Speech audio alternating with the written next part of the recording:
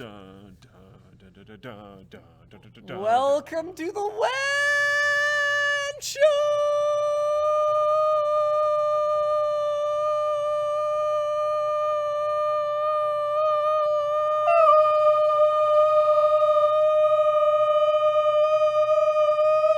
All right, so if we rip the headphone users right at the beginning of the show, then it won't be a surprise when we do it again later. That's right, kids, adjust your volume now, because this show's going to be loud and proud and something bound, cowed, dowed, mound, found, now, gowed, howd, soud, yeah, and Plowed? soud, plowed. Ooh. No, that's the after party. Oh. All right, guys, so we've got a bunch of great topics for you today, but we're not going to call out any of those because Luke picked the topic call-outs today. What and a dick. Most of them are crap. Wait, is that a swear word? Crap? No. No, dick. Ah, dick is gray. Oh my Unless you're still alive, then it's more of a peach. god. Depending on your skin tone, it could be darker. All right, so Steam Back Remover is a fraud, obviously. GeoHot built a self-driving car in his garage. The Pentagon is interested in weaponized AI. Wow, really? Great idea.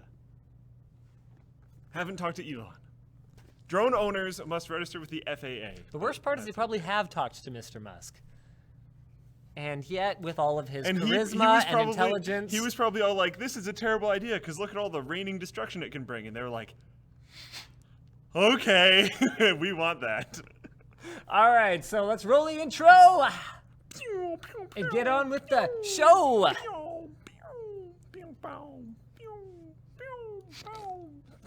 was just going to keep going.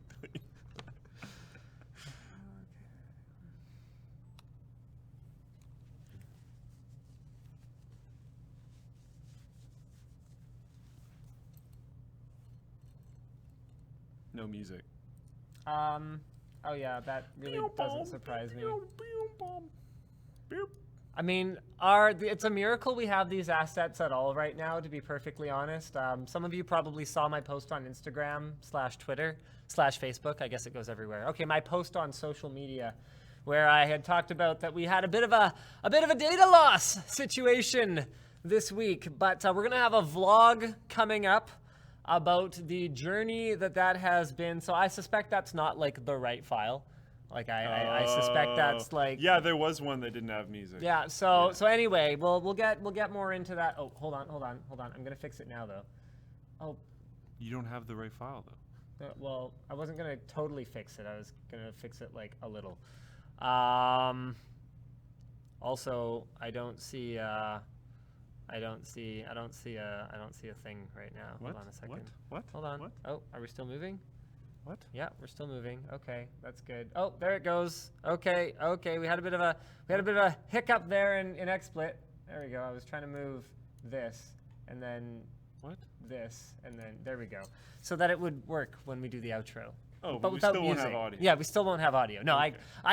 What do you think? I'm some kind of magician? I was okay. hoping. And I can fix the audio That'd be too. nice. I could just Do you conjure know up what, do you know audio. what song it is? We We can just hardcore do that. Or if you know what song it is, you could just like find it and then play it no. at the same time. I don't even know. I think it's adhesive wombat. So it should be Maybe. possible to find Yeah, on the internet. yeah. All right, so let's get into our first topic of the day. Someone said RIP WANX server, and I really thought they said wank server, and I was like, we actually don't have one of those.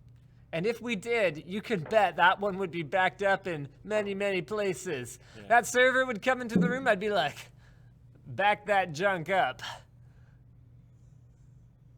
Oh, I'm terrible. Okay, so drone owners must register. Get off Twitch chat. What? Get off Twitch chat. Oh.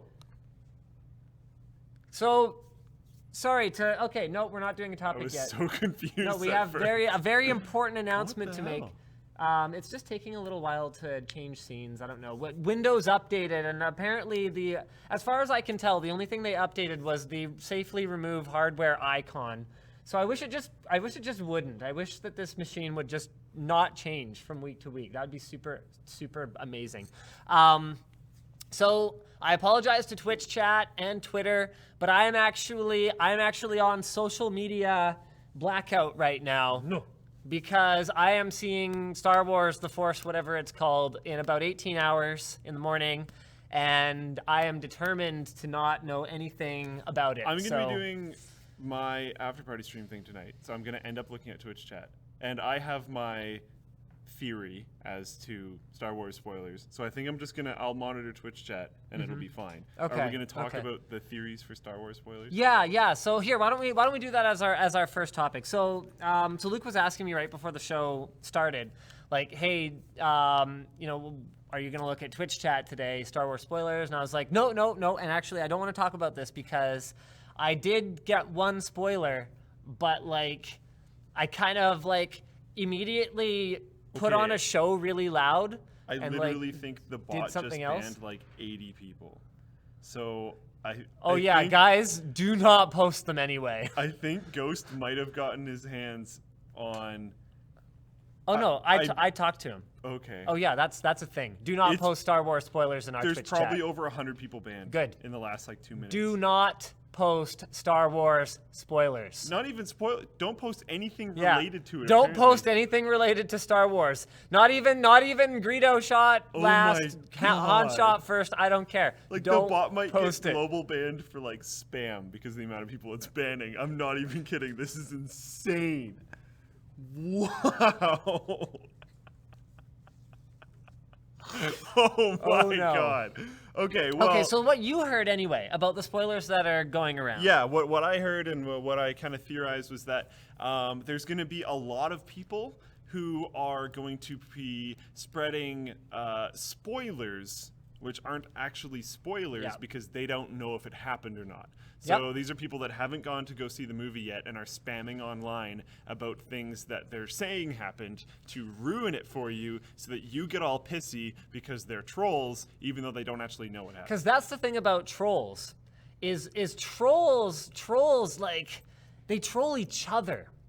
So what would be the first thing that I would do when I got out of a theater as I consider myself a fairly grade A troll, is I would go and tell any trolls that I know some misinformation so that they go and spread that, and then I'll be like, ha ha, and that's a really old reference. Yes, I got it.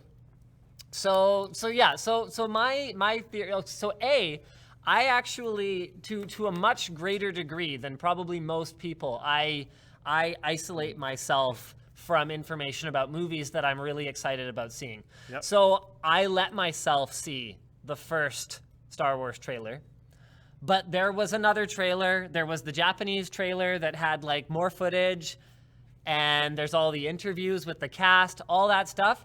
I have not touched any of it. I watched the first trailer once. That's it. I'm gonna go in completely blind, like a new baby sliding out of the womb, or being pushed out rather. Sliding out. Woo! Woo! Sliding across the floor. So that's the way it's gonna be. So I really work hard to keep myself away from that stuff.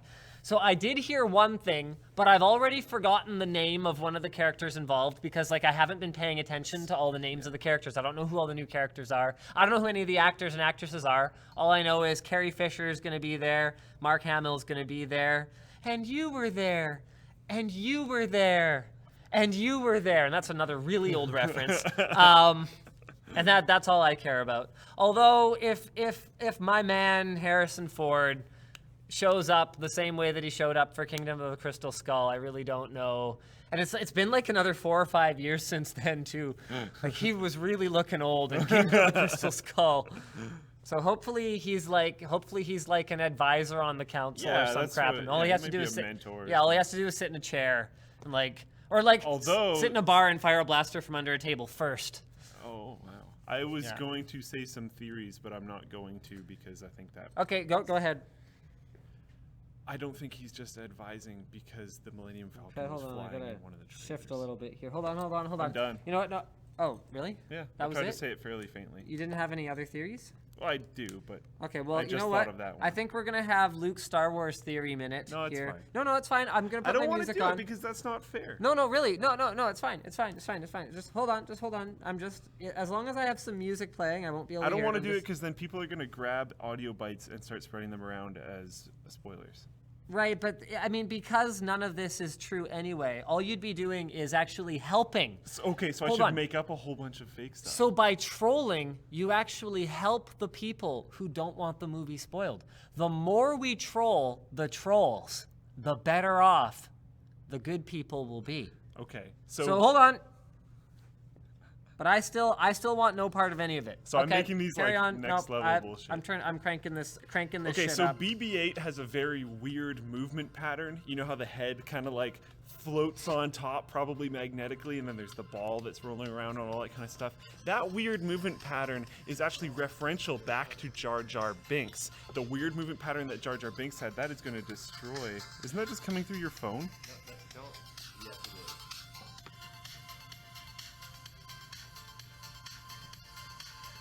It's just playing through your phone. Okay, whatever. Anyways, so I think that there's AI now, and they figured out how to download Jar Jar Binks' personality and movement procedures, but then put it into something that moves on a ball, and that's actually what BB-8 is. Also, the Millennium Falcon is probably now flown by a Wookiee, not Han Solo. Not Han Solo, because Han Solo, again, is probably too old, so he might have flown it like once or twice near the beginning of the movie, but by the end, it'll be flown by a Wookiee. Now I just want to finish that song. I love that song. You know what's really funny is I had never actually listened to Supernova until like months after we'd been using it as our intro song for months. What was I going to say? How did you have it playing through the phone and your headphones? It was playing through my phone? That's what I was trying to tell you. Oh, I couldn't hear you. I was like, what are you doing? It's obviously not working. But then you were like, what? And I was like, oh, okay. No, I couldn't hear anything. That's weird. It was definitely playing through your phone. That's never happened before. Okay, so why don't we move on to our next, like, sort of real topic here. Ghost, when the show's done, please tell me you've got some statistic for how many people you're banning. There's like 3 or 4 bans viewable in chat like all the time. This is insane. Oh, no. All right, so drone owners must register with the FAA, what is it, Federal Aviation Administration, something along those lines. Basically, they take care of the air, except the breathability of it. That should be their tagline. We take care of the air. But you gotta say it a little bit differently. We take care of your air. Yeah. Yeah, Your air. your air. It's gotta be more personal. Yeah. So starting December 21st, and when this first came out, when we first heard that they were gonna try and implement drone registration before the end of this year, I think both you and I called BS on it and said there's no way they'll get something turned around that quickly. Yeah. I think So I was wrong. You know. Oh wait, wasn't it drone like law? Anyways, yeah. Mandatory drone registration. I said there was no way they would get it pushed through by the end of the year. I said something along the lines of, wow, that's optimistic. Yeah. It's done. December 21st. They beat the end of the year by over a week. So basically, in a nutshell, you'll find nuts. Sorry, Yeah. I'm just waiting for the scene to change. That's not a spoiler. That's actually true. Windows is kind of in its own little world right now. It'll happen. It's fine. like, woo! So yeah, basically, I if love you this register, scene. if you register on the December 21st, so soon, up until January 20th, it's free registration. If you register after that, it's only $5. So it's like actually really not that big of a deal. It only applies to like, I'm gonna say larger drones, but it's anything that isn't Over like half a micro. pound. Yeah. Yeah, over half a pound, which is fairly reasonable actually, because it leaves a lot of those like foam, toy ones, like the indoor flyers. And like the little tiny Yeah. ones and stuff. Like you don't have to go through and $5 register all of those. It leaves that out. But if which you is buy nice. like a DJI for a bunch of money, the $5 registration probably isn't that huge on top of it. But this is something that I see as a big problem. Like, and I said that they wouldn't be able to roll this out in time, or I didn't think they'd be able to roll this out in time. And I'm actually only sort of wrong, because for professional use, the drone registry is actually for business purposes. Until the FAA, unless the FAA has granted a special exemption, they're not set up for it yet. So they're expecting to release rules legalizing business use of drones by mid-2016. And so I'm kind of sitting here going, are you kidding me? What, for 6 months, unless you go and get a special exemption, you can't use a drone for professional purposes? You basically haven't done it on time. That's all you're really saying. Is like, yep, we weren't done in time, but we're just gonna push this through, and we're gonna understand, I guess, that people are just gonna do it anyway. Like, yeah, dude, perfect. They're not gonna have aerial footage in their videos because you banned drones for commercial use, right? What are you gonna do? I don't know. I personally believe drones do need to be regulated in some way. I don't necessarily think a national drone registry is the answer. I mean, you can have a lot. Wow, you can come at this a lot of different ways. You can kind of go, okay, well, you know, drones are dangerous. They have the potential to disrupt, you know, public services.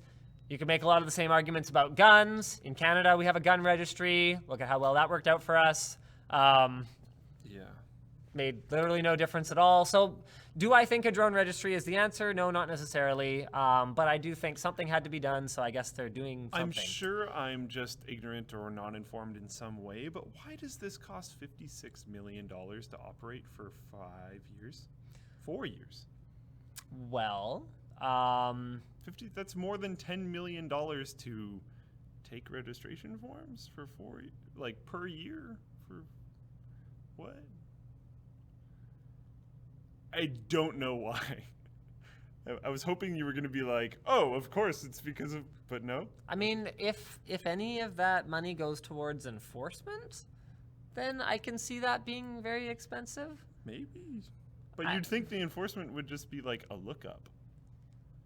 Yeah. Because like if someone brings in a call, like there's this broken freaking drone in my backyard, and police show up and take it. Okay. And they go like, oh, serial number, look it up in the form, done. So here's the problem. You're coming at this from like a database programmer perspective. Yes. Where this should be very easy because it should just be a database. Yeah. And basically it should need no one to run it because officers should just go to an online portal. Yep. And enter a serial number, and then they should have the name of whoever owns it. Yeah.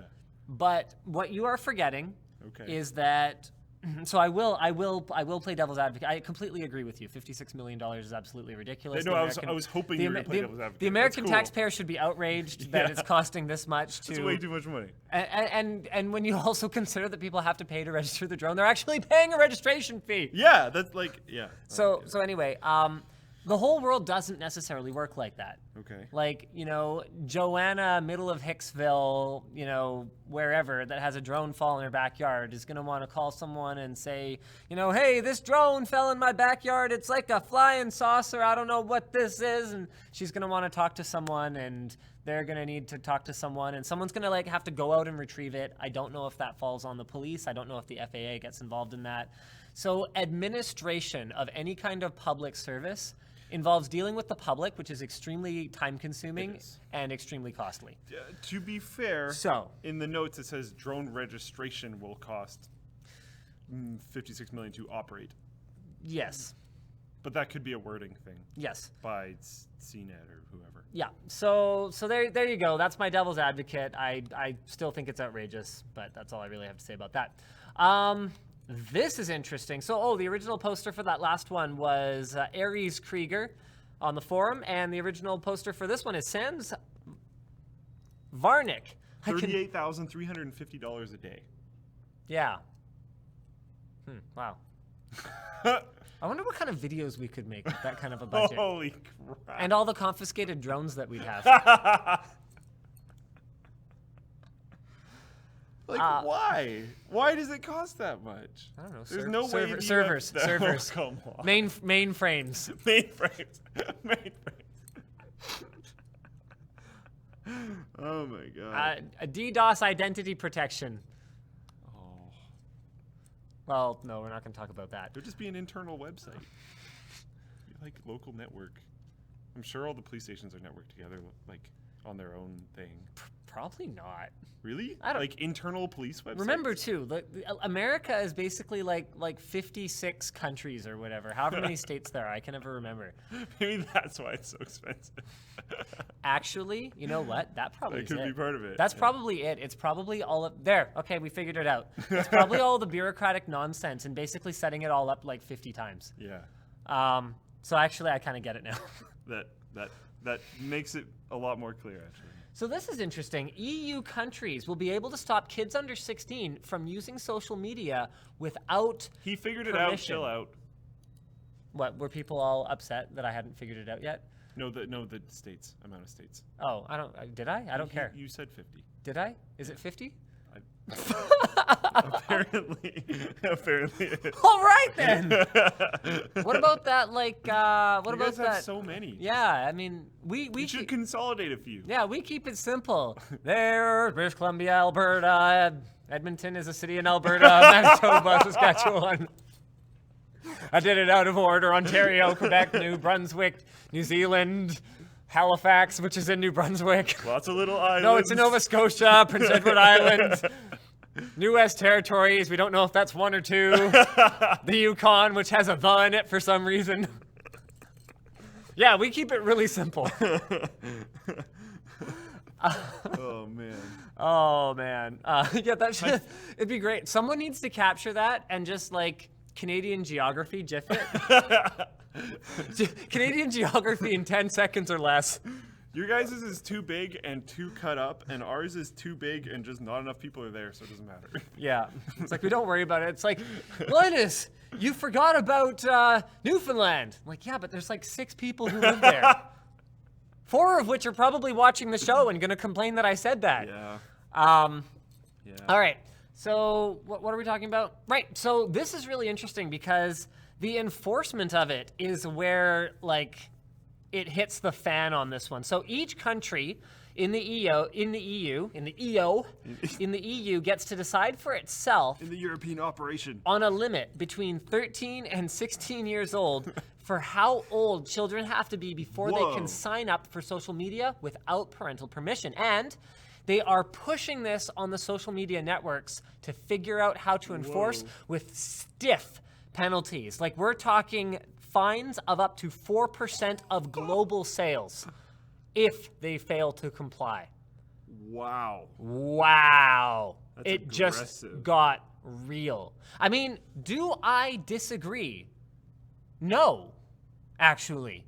Because there's all these rules that everyone seems to agree on. And that's that kids should have their parents' permission to participate in some of this stuff. Because there's a lot of stuff out there that they probably shouldn't have access to at 13 years of age. And you could argue that something like social media could actually be more detrimental to a kid than like a porn website.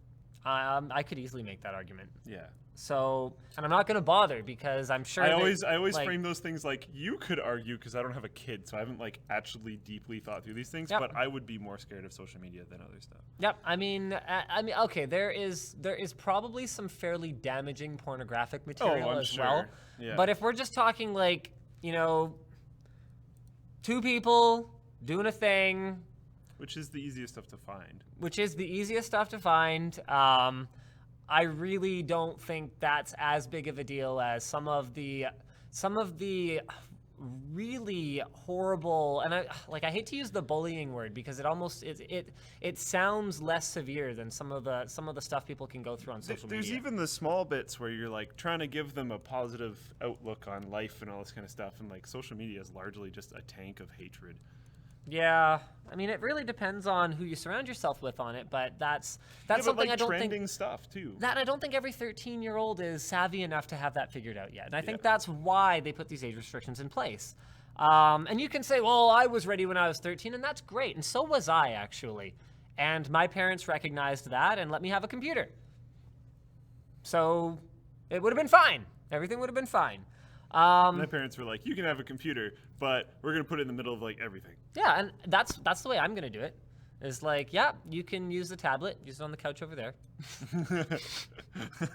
So the social media services dislike this for obvious reasons. It adds a barrier to entry for their platforms, and it means that they can't really just kind of go, oh, well, oh, we didn't see, she said she was legal, so I showed her all those ads, even though that's, there's legislation that says I can't do that, and I did all these things. Her current enrollment is set as an elementary school, but she had a really good fake. I couldn't tell.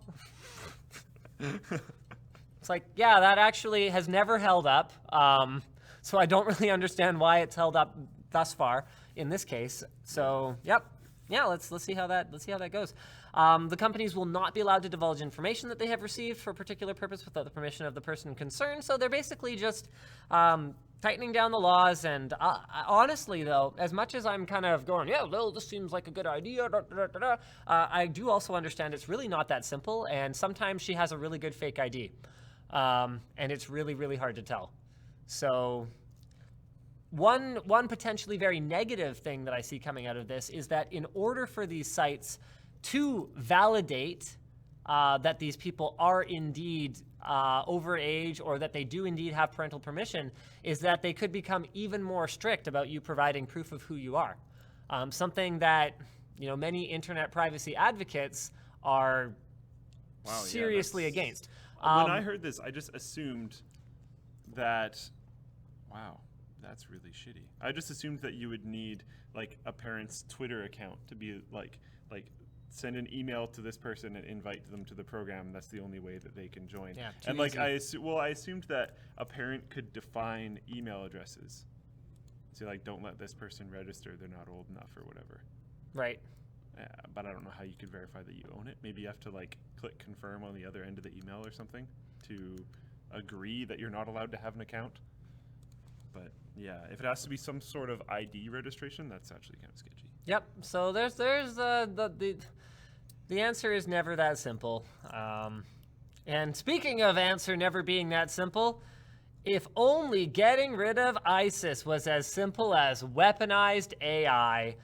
So this was posted by Novus Ball in the forum. Original article here is from. Wow, my eyes are so tired. It's either eTechnics or UK Business. I got eTechnics up. Okay. Here we go. Boom. The Pentagon wants $15 billion for weaponized AI in 2017. $15 billion. Mind you, if all the government can do with, 56 million is manage to create a drone registry, I'm actually not worried about them making much progress. Also, to be fair, a lot of what it lists in here, who knows what they're actually going to do, but a lot of what it lists in here is making the human more effective in combat. And they're talking about things like exoskeletons, wearable devices, cooperative systems, smart missiles and stuff. What makes me assume that it's not necessarily only that is they're totally doing literally all of those things already. Yeah. So I think it's actually very safe to say that that has nothing to do with what they're doing because they're definitely doing wearable devices already. They already have exoskeletons. I'm sure they already have cooperative systems for drones and planes to fly together, and they definitely have smart missiles already. So get this. We'll work closely with Congress to make weaponized AI program cost-effective, and the work will be classified. Of course it will be classified. So whatever they're telling us, they're also telling us the work will be classified. Yeah. So, RIP. Oh, well. I guess that's all we really have to say about that because it's classified. All the rest of it is classified, and we don't know what it is. RIP. We don't know what it is. Well, it's possible we'll never know what it is. It is amazing the kind of stuff that gets kind of swept under the rug by the U.S. government. Because what is it? Well, there's that law where something like 50 years after something, or 75 years, or however long it is.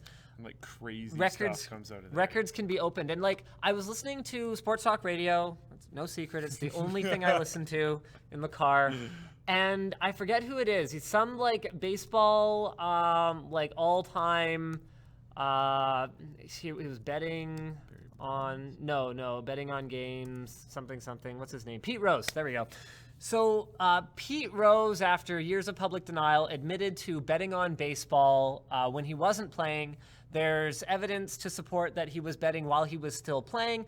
But some of the records for this are sealed by the U.S. government.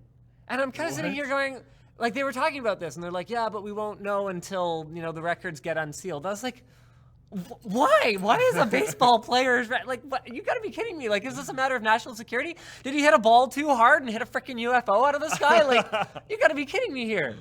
So I actually forget why I got on the subject of that. It was just it reminded me. It's of funny that for the some stuff reason. that comes out of there though. Like, man, some war stuff gets really weird. Like some of the things they're researching, which gets opened up, and it's like, what the frick? Like, oh, yeah. No, I'm not going to get into it. Anyways. All right. Germany attempting to end hate speech on the internet. This was posted by Aries Krieger on the forum. And I guess I wish them a lot more luck and success than I wish the Pentagon on weaponizing AI. But I don't think that's going to do much for either of their efforts. My favorite two notes on here is unclear how these things will work and also unclear what the appeal process will look like. So basically the whole thing is unclear. No one understands how it's supposed to happen, but yeah. Complaints will be examined by special teams inside the companies that will decide whether the content violates German laws. And this is social media companies. Okay. So they've got special teams to examine the content. A Twitter spokesperson declined to comment. Representatives from Facebook, Google, and the German government did not immediately respond to requests for comment from CNET. And like, would this mean that like Linus Tech Tips would have to have a special team for the forum? Wow, I hope not. Because like a lot of those kind of sites aren't really going to be able to survive if they need like actually dedicated members. Because like here's the thing to consider is like while we do moderate the public forum, we might not necessarily be able to hit it within that time frame. And there's nothing that we can really do about private messages because we don't monitor them for privacy reasons. Yeah. So you can report them. If you're a forum user, you can report the private message, and if you report it, it invites us into the conversation and we can see it. Yes. But outside of that, no. So yeah. Well, if the German government calls, I'll just be like, Misa no sprechen Sie Deutsch, thank you, bye. So. Was that like Jar Jar mixed with? Okay. No, I don't think I is Misa in German. Jerk. I was trying to figure out what you mixed though, and I was like, wait. Jar Jar?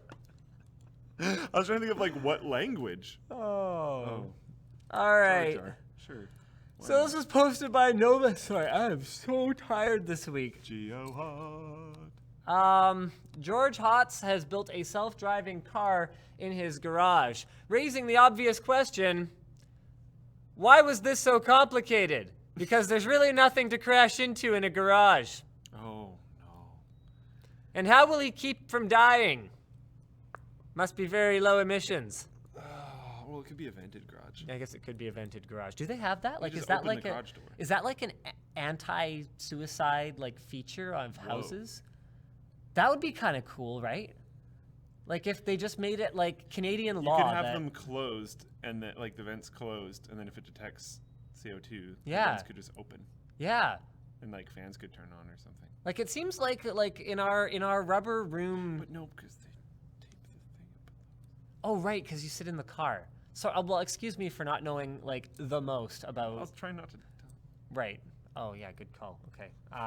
So moving forward, anyways, this dude is like really smart, but has an interesting personality. He was the first person, as far as I'm going totally off script here, but I think he was the first person to hack the iPhone in order to get it onto carriers that weren't AT&T. This is GeoHot, very well known on the internet for the hackings of the things. That's what his car looks like right now, pretty badass.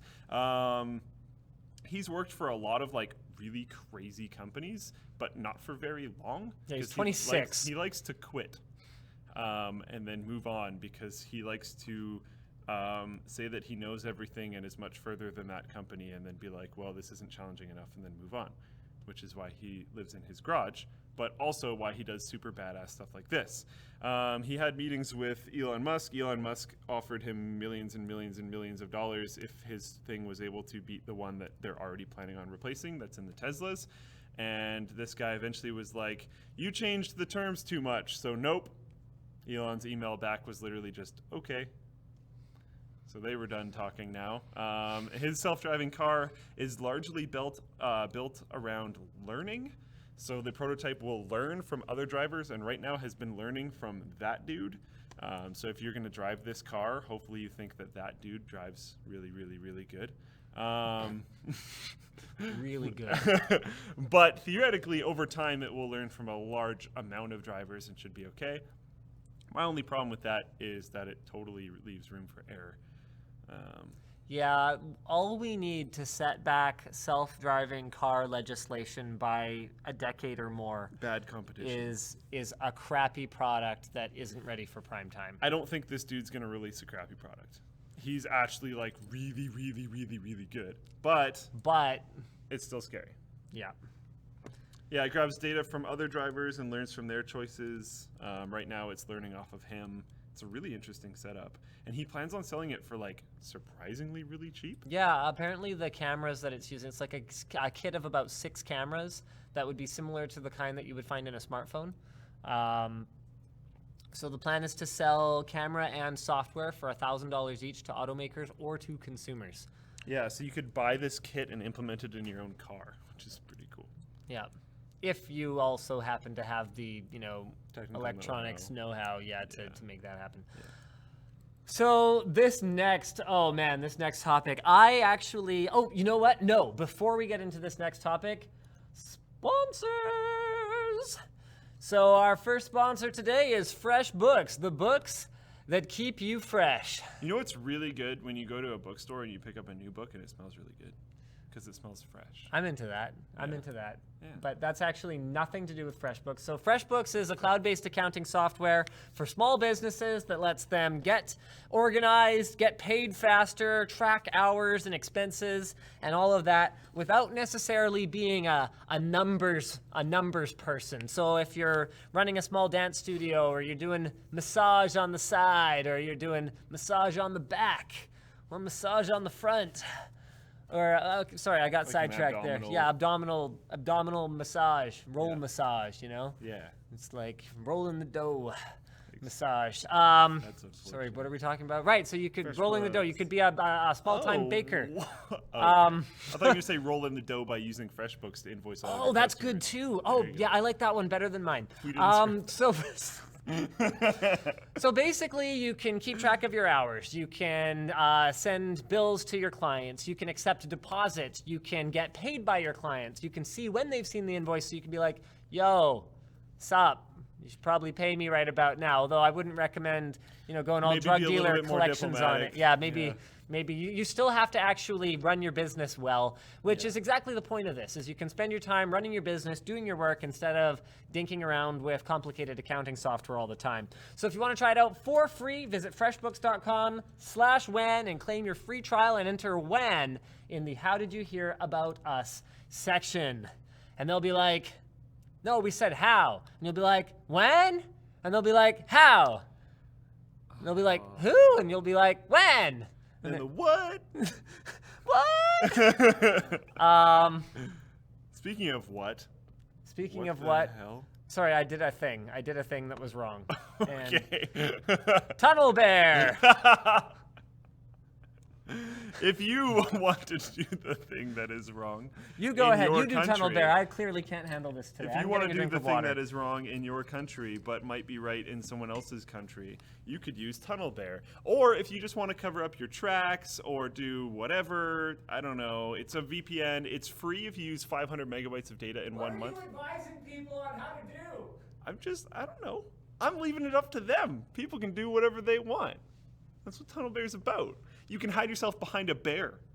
It's pretty cool. I actually love the Tunnelbear naming scheme and pictures, and I actually use it all the time now. I'm not even just saying that because it's a sponsor spot. It's running on my work computer literally this second, and it's a nice little wooden dashboard. I like the clicky sound that the button makes. Whatever, none of that's important. They have apps for iOS, Android, PC, and Mac, and also a Chrome extension. I just use the Windows app, not the Chrome extension, but whatever. It lets you tunnel to up to 16 different countries. And one thing that I like is they also have just what is the closest tunnel as an option, which which is actually pretty cool. If you're not currently worried about getting outside of your own country in order to access a service, but still want to cover up your tracks, whether it's for advertisement targeting reasons or other reasons, you can just go, what's the closest tunnel? And then it's probably nice and fast. I noticed no perceivable speed difference in just browsing and doing other various basic things on my computer when doing that, so that was cool.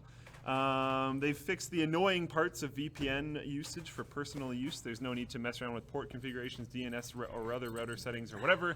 You just download the thing, install the thing, log into the thing, press the knobby button onto on, and then it works.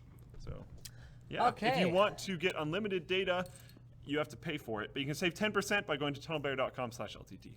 And finally, good old Squarespace. This is rectangular. The funny thing about... So Dang is it, that is exactly where I was going with that. Really? The funny thing about Squarespace is that their sites look great regardless of the aspect ratio of your screen. That is exactly where I was going with it. Oh, none of this is scripted. You ruin everything. Oh, Squarespace. build it beautiful. Thank you. Yeah. That was scripted. So they've got 24/7 support via live chat and email. It's only $8 a month for the management tools to manage your website as well as your web hosting service. And, that's to start with. Obviously, they do have more expensive plans. Commerce is included with every website, and the templates look great on any size screen, regardless of whether you want to build a blog or a informational site about barrels or crates or 5-gallon buckets or whatever the case may be. Yeah. And you can start a trial on Squarespace with no credit card required and start building your website today. Visit squarespace.com and use offer code Linus to save 10%. And remember, Squarespace is not just for you. Squarespace is for anyone who wants to build a website and wants it to actually be easy and still look not like crap. And when I say not like crap, I mean they actually look really good as long as you don't intentionally find photos of crap and upload them to Squarespace. You could probably still make it look good. You could probably still make it look good with Squarespace. So there you go, guys. Squarespace.com, offer code Linus, save 10%. Squarespace, build it beautiful. Someone tweeted them the other day and included me in it and was like, you guys should really get a commercial of just Luke running around yelling Squarespace, build it beautiful at random people. No, they should not. We just make that for fun. They are so much... The problem is people would just be like scared and like, what just happened? And they wouldn't get the point at all. Just running up to people, Squarespace, build it beautiful, then running, like no one would get it. It wouldn't work well as a marketing campaign. Okay, well, hold on a second. Let's talk about what's effective as a marketing campaign. If you were to do this to adults, I don't think it would be effective, but if you were to scream it at children, you could actually scar them for life. Why is that okay? Remember that? So hold on. So you like paint your teeth red, right? Oh my and you put in like God. yellow contacts or whatever. So you like walk up to people with your 'cause eyes the closed. color thing. So you walk up to people with your eyes closed and your mouth closed, or like these kids, right? And you just be like, Squarespace, build it beautiful, and you scream in their face, right? Sorry, did I spit on you? It's got all like the laptop. And My stuff. bad. It's fine. I think that they would not only remember that forever, but they would tell their friends. Probably.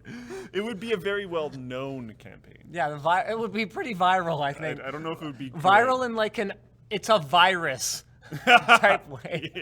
Yeah. Wow, some of my best/worst ideas really come when I'm super sleep deprived like this. I told you my writing thing, right? If I write a script at like 4 or 5 in the morning, it's considerably better. Like the length, it's tight, it's packed with really good information, it's funny, all that kind of stuff, and I do it really quickly. Next, you're done the whole thing in like next an you're hour. gonna tell me that you could do that in the afternoon if I let you bring some reefer into the office. Some reefer. Oh my god. Apparently this office runs on that stuff that I'm not gonna name. The drink, not alcohol.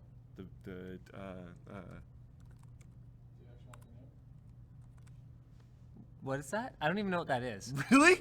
Yeah. It's that like insanity energy drink that John's been totally hyped up on over the last like week and a half. Oh, he has? And every once in a while he'll be like, I don't feel very good. And I was like, how much did you have? He's like, 2. I'm like, don't do that. Oh. Is there a reason we're not saying the name of it? Like, are we in negotiations with them to be a sponsor I or don't something? know. Or I don't know why we have it. I don't know. Oh, okay. We have like a lot of it for some reason. Oh, okay. Is this a Colton initiative? Yeah. Okay. Okay, sure. Well, whatever. don't know. Okay, right. So the reason that this next topic reminded me of our sponsor spot for the day is that it actually involves one of our sponsors. Not on the show today, but Dollar Shave Club is actually one of our oldest sponsors. Going back, they were actually, them and Squarespace were I think the first couple who were not tech companies. Yeah. Who were just like, yeah, we think what you guys do is cool. We're not a tech company, but we figure Squarespace is kind of. everyone needs a website though. Yeah. You don't have to, like, it's not Intel. They don't make Yeah, hardware. they're not a tech. By hardware tech, I meant company. hardware, to be Okay, clear. yeah. Yes. Software is technology, and quite frankly, innovative new business I was models just are gonna also. say razors kind of are too. Yeah. A lot of things are. Okay, technology. arguably, this piece of foam is technology. If you Yeah. really want to start getting into Fire. it, fire is technology. Thank you. Yeah. All right. So basically, Gillette. Biotechnology. Gillette is suing Dollar Shave Club for patent infringement. And You could say that Gillette has razor burn. wow. I was trying to think of a funny hook for a topic call out. I couldn't think of one, but I just got Yeah, it. that is a real slap in the face to Dollar Shave Club there. Nice job. Good one. Okay, so a suit was filed in this show. in a Delaware court stating that Dollar Shave Club razors infringe on a Gillette patent for the way that the razors are designed, as well as the materials used on the blades. Gillette says that Dollar Shave Club has damaged its business and threatened its intellectual property. I'm sure they've damaged their I'm business. sure they've damaged their business Quite heavily, actually. in the best possible way. Yeah. Calling for an injunction for Dollar Shave Club to stop selling razors that violate the patent, as well as compensation for damages. A Dollar Shave Club representative said they're looking into the situation. Yep. So basically, Procter & Gamble is going to try to sue away the only competition that they really have and go back to being basically a monopoly. I don't think Schick is actually Gillette owned. tried their own club thing, Yep. and it probably just burned and failed super hard. If I recall correctly, their pricing wasn't very good. I don't know if it was available in Canada. I remember seeing an ad for it at some point. But yeah, they just called it like Gillette Shave Club or Yeah. something like that. Like they didn't even try. Yeah. They didn't even try. Like, to, like- Dollar Beard Club or whatever it's called. Yeah, Like, that thing. That's ridiculous, but I get it. Yeah. I At least it's a different understand. product, I Yeah. guess. Yeah. That one actually weirded me out a lot too. I was just like, They shouldn't have done it. they should have just called it something else. And then they're Even if they just called it Beard Club. yeah, and their promotional video is a straight rip off of the Yes. Dollar Shave Club promotional video. I wonder how they're doing. Like, do they still exist? Dollar Beard Club? I don't know. I'm sure they probably exist. It's Yeah. a monthly subscription thing, so like. If I recall correctly, even their site was like really, really similarly laid Really? out. Yeah, to the point where I contacted Dollar Shave Club when I heard about it. I was like, "Is this you guys?" Oh. And they're just like, "No." That would have been smart though. Find the dudes that want to shave with a razor and find the dudes that don't want to shave with a razor and cater to both of them. Wow, their site is really slow. Or it's. Oh, how it works. Okay. Yeah, so it's like this exact Accelerators? same site. Can you make your beard grow faster? Use these amazing That products to help sounds you like grow a thicker, that fuller sounds like beard. snake oil. It's probably oils. Probably oils. It might be a real thing. I've just never heard of that. Yeah. So anyway, That yeah, looks like I the guess dude from. this is really interesting. Oh, it is. This is really interesting. Apparently, Dollar Shave Club has more than 2 million subscribers. Wow. Which I actually had, like, I had no idea how many subscribers they have. I just, we work with them They sponsor us. We talk about Dollar Shave Club. I mean, I never actually, it was like, hey, could I just get a copy of your financials so that I can, for my own curiosity, just kind of know? So they have products ranging from, what is it, about $1 to $9 is the top end one. Yeah.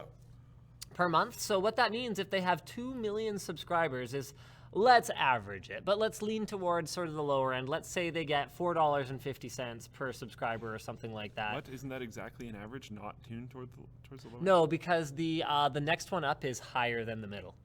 Oh, okay. Yeah. Yeah. So 4.5 times 2 million, for some reason, that just Bing searched for me. You have got to be kidding me. This has to be a new behavior. I don't think I've seen it do this before. So that would be $9 million a month. Wow. Yeah. Plus, but Butter, One Wipe Charlie's, not bad. yeah, but you have to factor in material cost. Oh, I know. It's not it's not pure profit. Yeah. I do understand that. They actually have a warehouse. They're actually giving you razors. They actually ship physical product to you. Yeah. So get this, you guys. 4.5 times 2 million, okay? If I press enter, instead of just opening it in calculator, which would be the obvious sensible thing to do. I know it did just give me the answer here. It bings it. Please never Bing anything, Windows 10. Never ever Bing anything, not even once. I hate Bing. And I don't hate it like out of spite or anything. It just doesn't work. Someone said, I can't believe he used a calculator. He actually does do a lot of mental math. Just when you have 7,000 people watching you live right now and 180, 200 and something thousand people watching you later, you might as well check your math. And you're also producing the show that you are, one of only Producing 2 talents on. and hosting and all that kind of stuff. And like, if you've been in high level education, you probably check, like, I found that even dudes that could do basically any mental math would just check their stuff on a calculator anyways. And then if what they thought was going to happen didn't happen on the calculator, then they wouldn't make sure their calculator wasn't broken. They would make sure that they input it correctly. And last but not least, we had a data loss thing this week, and I haven't slept much, and my daughter's sick, so I was up at 5:45 this morning, and I didn't sleep until 2 last night, so I'm super duper tired. Having a second input for your math is not a bad thing. So, exclusive on TechSpot. Overclocking locked Intel Skylake CPUs is now possible. Dun, dun, dun. So, ASRock has apparently implemented this already on some of their motherboards with a BIOS update that enables overclocking for non-K SKUs, which pretty much the benefit of a K SKU is that you can overclock it. Because, I mean, yes, they are clocked higher out of the box, but if you can overclock, a lot of the time, the binning differences from one chip to another one, unless you're talking like, oh, I really need that extra, 0.67 of a watt of idle power consumption or whatever, it doesn't affect the final overclocking clock speed that much. There's a lot of other things that they bin for, operating voltage, temperatures, power consumption, all that other kind of stuff. So being able to overclock locked Skylake processors, kind of a big deal. The update will be rolled out soon, and the speculation is that although ASRock is the first, other motherboard makers will follow. So the vendors do need to implement a specific workaround for this, and you can bet that Intel is not going to be thrilled about it. I was just going to say, Intel's not going to be stoked on that. Nope, they're not. But quite frankly, I mean, Intel has already started to relax the death grip. When they released the Pentium Anniversary Edition, they gave us a non-K unlocked SKU. I hope that this is a move towards, maybe we just won't lock this stuff down anymore because, yeah, maybe we could differentiate with different features, like giving them more cores or like, higher end virtualization technology capabilities, more PCI Express lanes. Right, I am all over that virtualization stuff right now. I am loving it. Well, the difference is that I've always loved the idea, but I've never had the time to sit down and go, okay, I am going to learn VMware today. It's just never really happened for me. And Unraid has A, made it really simple, and B, given me a reason to deploy it on systems other than just to have virtualization. Yeah. The fact that so many of our systems are also are overpowered NASes. It's like we are like a prime candidate for Unraid. because we've got all these NAS machines that are chock full of Xeons and a bunch of RAM, and it's like, yeah, if I could have like Overpowered NASs that go down all the time. No. well, that's a whole other conversation. But if I could use some of that CPU power on my overpowered NASs to Maybe that's why they're going down all the time. render watch folders or whatever else, then great. That's good news. Love it. This is hilarious. It's already patched. By the way, the last one was from Ah Ming. Yeah. Already patched, but and the headline here is very sensationalist because it's already patched. What? How do I make this ad go away? What the crap, life hacker? Oh my god. It covers the headline. Stop. Okay, if I click expand, does it go away? No, expand does nothing. Wrecked. You can read the headline in the URL. What the crap? Okay, yeah, thank you. You can break into a Linux system by pressing backspace, and then the headline. It's ends. 28 28 times. times. I don't know why it's. Yeah. Yeah. So, yeah, do you want to run through this? Basically, as far as I knew, you literally just press in the bootloader, press backspace 28 times, and then it asks you for your username to access the grub rescue shell. And then you can access all the things. Yep. So that was patched really fast, and that's about it. I mean, it's one of those things where it's like, who would even do that? So the fact that it sat there for, what was it, like 8 years or something like that, was uncovered by a couple of security researchers in Spain. You need like direct physical access. Yep. And like, yeah. Like, it's not the end of the world either. It's pretty funny. But it's pretty careless and pretty funny, and yeah, hopefully no one was actually compromised by it. They patched it really quickly though, really which is fast. good.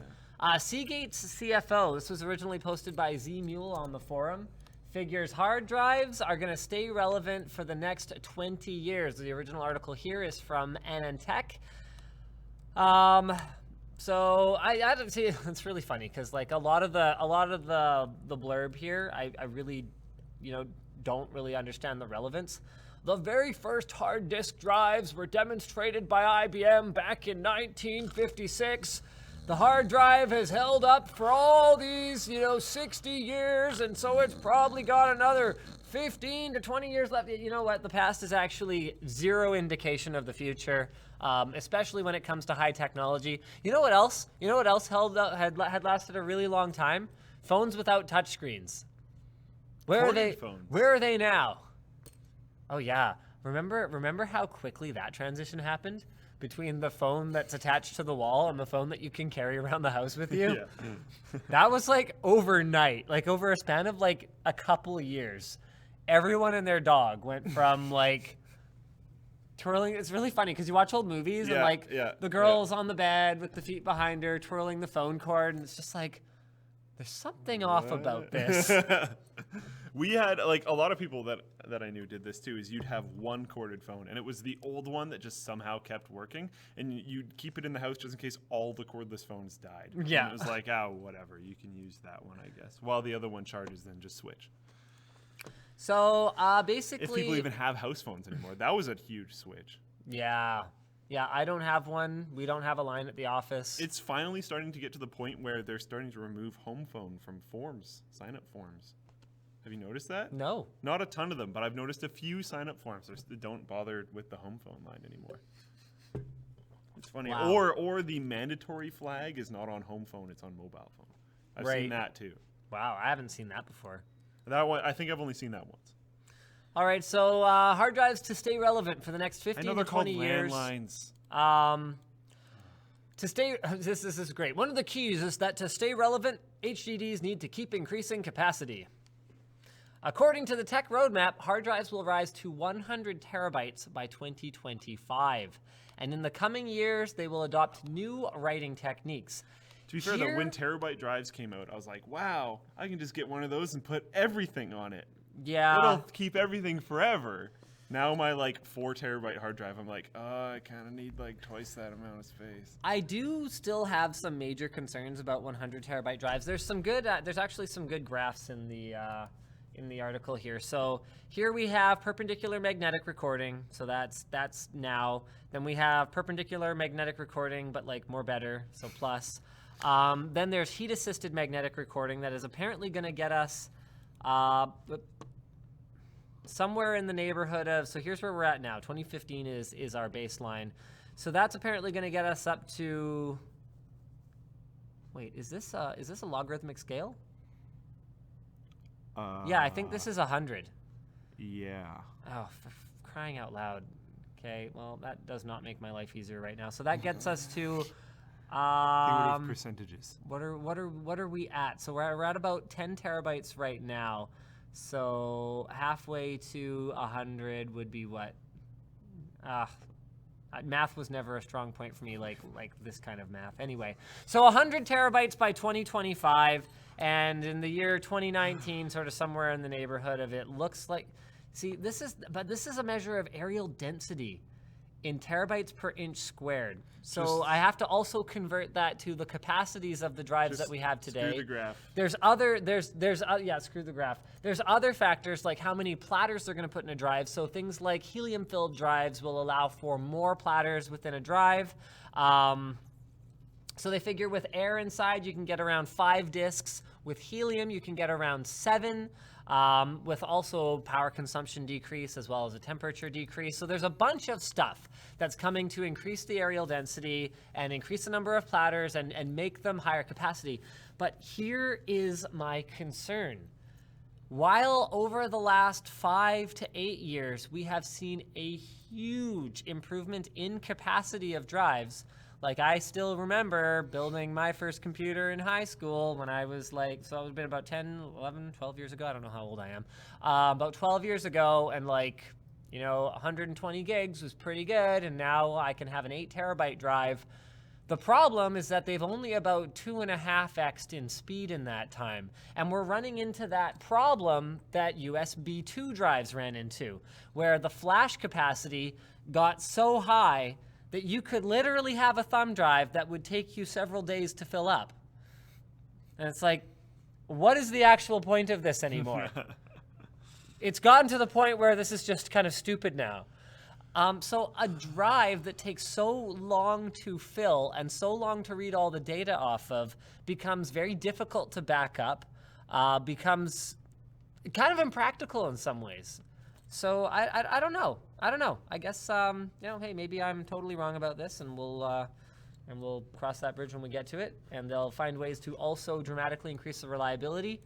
Because if you're going to write 100 terabytes of data to a drive at a time, I sure as heck hope that that's not going to make one mistake in 1,000 billion or whatever, 100 billion. There we go, 100 billion. Yeah. It can't make one mistake in 100 billion, or you've got a problem. Yeah, that's a little scary. To be fair, That's bytes. That's not even bits. Times 8. If you're going to be Times doing 8. backups, a lot of people do incremental backups instead of waiting till they have a giant thing and then backing it up. That's true, but I mean, if you're doing a seed copy, if you buy a new drive, you will have to put stuff on it. If the objective is to buy that new drive, or even doing something like if you're using a product like Unraid, doing a parity sync, that will take a long time. Oh yeah. Reading 100 terabytes of data off of all of your drives while you build a parity disk is going to take a really long time. It's going to suck. So, I don't know. One thing that I'm really interested in is the fact that we still have data caps, and data caps are even the amount of data caps is increasing. Not necessarily. Wait, you mean like mobile data? No. Oh, internet data. Yeah. Oh, yeah. And the amount of places that have data caps seem to be increasing. The data caps themselves are not increasing. That would be nice if they would increase to the point where they don't matter. They're not. But the amount of places that have them is increasing, yet game sizes and Netflix and all this kind of stuff is massively increasing the amount that we need to download. YouTube in higher definition, Netflix at all. Game sizes being all 50 gigs or above these days. like luckily my ISP seems to mostly ignore it. I'm over my data cap every month, and I have the most expensive one I can get. Yep. Like, okay. Yeah, it's getting I don't kind even of feel like I do ridiculous. anything crazy. Yeah. Like, I actually don't feel like I do. There's lots of things that I would love to do that I can't because I'm like, well, I would be way over my data cap, and they definitely pissed at me then. Shaw recently dialed back like all of their services, and the problem is that I don't have good teleservice in my area. Like you've got their fiber service, which is like good for you, buddy. That's awesome. And like does nothing for me. I spent way too much. It's my highest monthly bill outside of rent, and seriously, and I still hit their data cap all the time. Whereas like in my area, they're still ADSL, and it's 25 down, 1 up, or something stupid like that. I was like, take a hike. I think I can get unlimited data, but I have to spend like $40 more a month or something. Ouch. Which is just like, holy crap. I basically have to get an entirely new internet plan. Right. Well, I actually have a plan for my house. If I can find a way to put like a tower on top of the Linus Media Group building. And just beam your not limited internet from here over there. So we actually got a really cool piece of equipment from Ubiquity Networks. Is it here now? It's here. Oh. Yeah, it's here. So we've got a dish-based 5 gigahertz long distance. Like one of the ones we have can do 500 megabit over around 200 kilometers. Wow, that's really far. Yeah, it's like actually like it would take you 2 hours to drive. Yeah. Wow, that's really cool.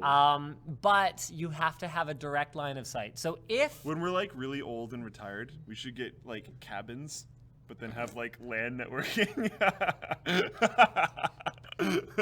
Play Halo 1. When Linus Media Group, takes off and we can all just retire and like live in the woods because whatever. Yeah. No, I didn't mean like a vacation cabin. I meant like we just don't want to be near society for whatever reason. Yeah. So basically, we just kind of go, okay, we tell our ISP like, okay, how close can you get fiber? Yeah. Okay, get it to one of us. Yeah. And then we just build we build our own tower. People were telling me, someone was telling me that apparently there's a community that did this. Really? Like a remote community that was just like, we are tired of this bull crap. And they used this kind of gear to bring in one really great connection. They built their own ISP network thing. I was like, that is so cool. That's pretty sick. That is so cool. Like, did they run one line and then like flush it out, or did they beam it all the way over? No, they ran a line, I think, and then they're beaming it to all the remote houses and stuff, and people are just building towers to receive it. So cool. That's a really cool way to get away from dial-up. I mean, I actually, just for giggles, I got the ISP so we had to build out fiber to this location. I wasn't here already. In fact, no one was here already. Shaw was like, I don't know, I guess if you want service, you can like check with other people in the building and see if they want it too, and if you can get enough people, then we'll bring it out. I'm like, are you freaking kidding me? No. Your entire job as the monopoly holder is to build the stupid infrastructure. I'm sorry we're in a new neighborhood. I'm sorry it's not convenient for you. Anyway, for fiber, you kind of do have to deal with that. So we had to build out fiber to the building here in addition to our monthly bill. So for giggles, I got a quote on what it would cost to build out fiber to my house. I think it was going to cost something to the tune of $10,000 to $15,000. But think about this for a second. If you were in a place that's like in an area like mine where there's a bunch of bylaws and this and that, you wouldn't be able to get away with this. But if you were in a more remote community where people actually get together at the town hall, once a quarter and talk about community issues, and you kind of went, okay, look, guys, it's going to cost us $10,000 or $15,000 to get fiber built out to like this spot. But if we put up a little tower and if we pay just one monthly bill, we can all have low latency, high speed internet that we otherwise wouldn't be able to have if we all just kind of pool together. And I can see people getting behind that. I could totally see people getting behind that. Grandpapa has FarmNet. Like dial-up farm, can't watch my videos. Yeah. Straight up doesn't work. Yep. My dad has downloaded them and like sent them to him where he could download them over long periods of time to watch before. Like, what? Yeah. There's not many times where I dropped to like, cause it's 2015. But like, how are people still on dial-up? Yeah. It's like, actually, it's 2015. And How you- are people still on dial-up? And here's the crazy thing about it to me too is like, why aren't ISPs just offering this service then? Because the dishes are not that expensive. Like, yes, they're expensive, but if I'm charging a customer, you know, because that's one monthly bill. yeah, if I'm charging a customer $80 a month or whatever, I can eat a few $100s in equipment cost. I mean, they already do it on the well, okay, they don't actually. Some ISPs do charge you a rental fee for your modem, so okay, never mind. But then fine, make it a rental fee then. Make it an additional $10-15 a month over the course of a 3-year deal or whatever that works out to. You know, if you've got a 200-kilometer range on something like this, I don't see it being impossible. I think they just don't feel like it. Yeah. It's not even about that there's no profit to be made in it. It's just about that it's not enough. It sounds work. It sounds like hard work. Yeah, it sounds like actual work to actually, I don't know. I guess we'd have to like put a dish on a tower and like, We have to send someone out there. We're probably gonna have to pay them extra. We're gonna put them in a hotel. That sounds like too much. Yeah, and like, it's just one internet connection or, yeah, buttheads. Anyway, speaking of buttheads, we're closing down the show today. Thank you guys for tuning in. We will see you again next week. Same bat time, same bat channel.